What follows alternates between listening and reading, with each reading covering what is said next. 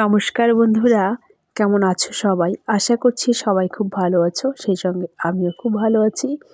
তো Shipra's lifestyle blog থেকে সবাইকে স্বাগত জানিয়ে আজকের ভিডিওটা স্টার্ট করছি। তো এখন বাজে 9টা নাগাদ। তো আমি রান্নার যোগাযন্ত্র করে নিয়েছি, আর এদিকে একটু ঘরটাকে পরিষ্কার করে নিচ্ছি।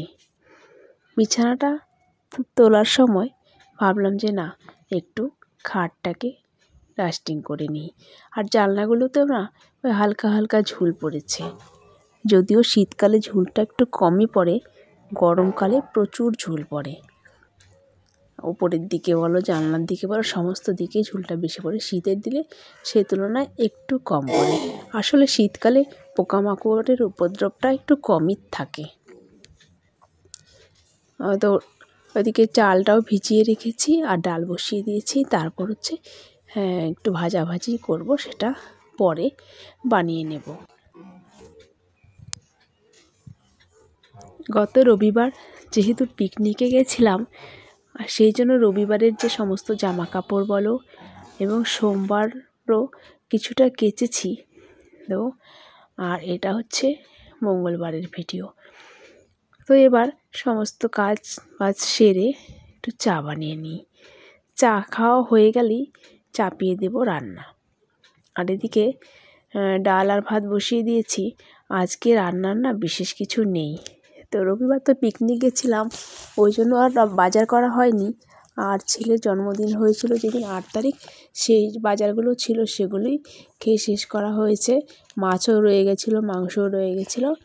আর এদিকে আজকে করব ডাল, আর ডালের মধ্যে কুমড়োর ডগা কিছুটা ছিল, আর সিম দিয়ে দেবো। আর এদিকে করেছি ফুলকপির ভাজা।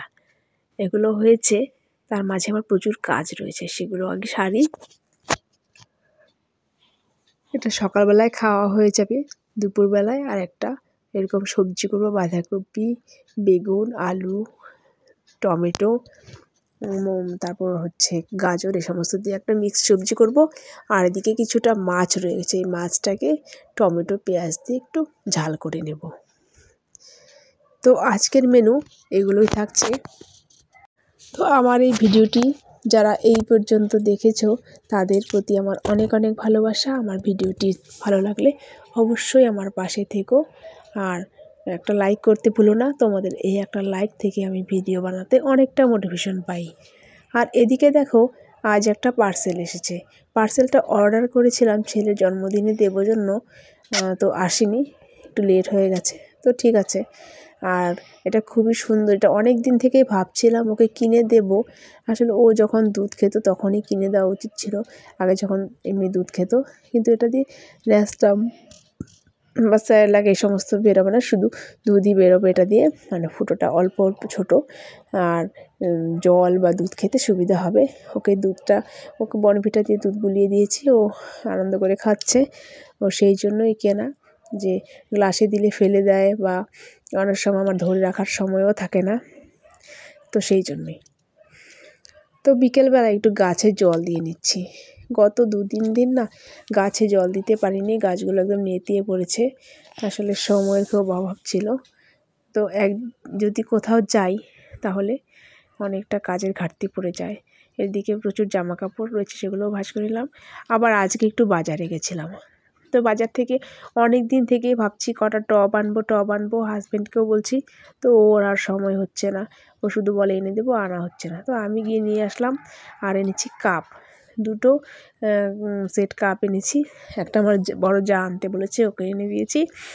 তো এই কাপগুলো খুব সস্তা দামেই পেয়েছি। কাপগুলো 130 টাকা করে নিয়েছে, ঘরে সবসময় রাফ-ইউজ করার জন্য।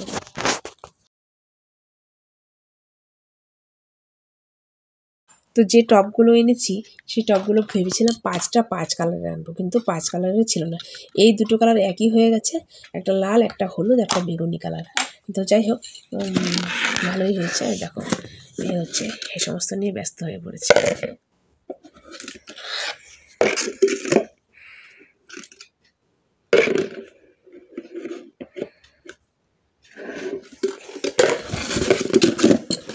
আচ্ছা, তো বলো তো কোনটা টবের কি কালার? এটা কি কালার? এলো। হ্যাঁ, এলো না ইয়েলো। এটা কি কালার? গুড। এটা মনে পড়ছে না? এটা স্কাই কালার, মানে আকাশি। এটা কি কালার? Red colour. বাহ, গুড। আর এটাও এই যে একই রকম, এটার এটা একই। কি বলেছিলাম এটাকে? হ্যাঁ, কি বলেছিলাম এটাকে? মনে করো তো, এটাকে কি কালার বলেছিলাম? বাহ বাহ, গুড।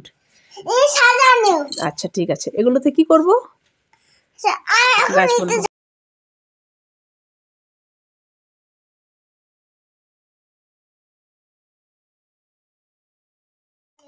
তুমি আমাকে ঘর মুছে দেবে? ঠিক আছে, তাহলে এখন থেকে আমার আর ঘর মুছতে হবে না, তুমি এটা দিয়ে ঘর মুছে নেবে। ওকে। বাহ বাবা, এইভাবে কে ঘর মোছে? তাই? আচ্ছা ঠিক আছে, বাহ, ভালো তো। কি লিখেছে এটা? এ। বাহ, গুড। এবার বি লেখো।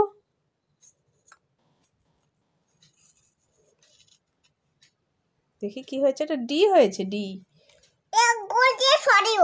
আচ্ছা, সরিয়ে লেখো, মাত্রা দিতে হবে। এটা সি।